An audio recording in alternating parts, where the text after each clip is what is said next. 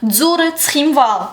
Именно с таких слов начинались новости каждый день на радио ИР, а говорила их на протяжении долгих лет легендарный диктор Дунара Кумаритова.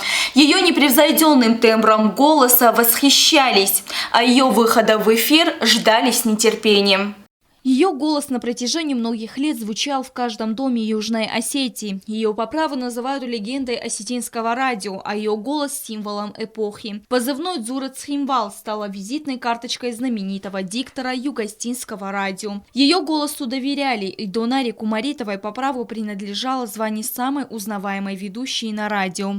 Профессионал с большой буквы, и не только. Все помнят, каким веселым человеком она была, душа компании. Так отзываются о Дунаре все, кто близко был с ней знаком. Во время войны в 90-х грузины целенаправленно обстреливали один из стратегических объектов – радиовышку. Им удалось вывести из строя всю технику. У радищиков больше не было возможности вещать на Южную Осетию. Сегодня многие вспоминают, как, несмотря на то, что радио не выходило в эфир, работники радио каждый день приходили на работу, готовили эфир, собирали материалы. Среди них Дунара Кумаритова, которая ежедневно готовила новостные выпуски.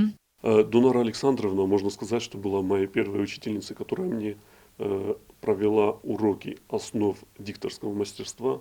Она, не жалея сил, всегда делала все, чтобы мы улучшали свое мастерство. Она делилась с нами своим опытом, своими знаниями, с удовольствием это делала всегда. Дунара Кумаритова долгие годы проработала и в Государственном драматическом театре имени Костафи Тагурова. Она сыграла множество ролей на сцене театра, и именно ее голос звучал из громкоговорителя на театральной площади Цхимвала во время праздничных парадов. Она была человеком с большой буквы. Она была всегда в хорошем настроении. Она, можно сказать, своим настроением заряжала нас позитивной энергетикой.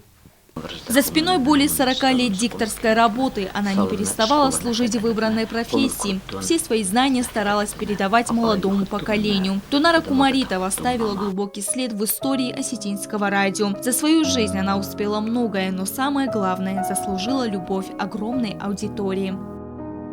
Стелла Бязарова, Александр Кочев, Фатима Кумаритова. Информационный выпуск сегодня.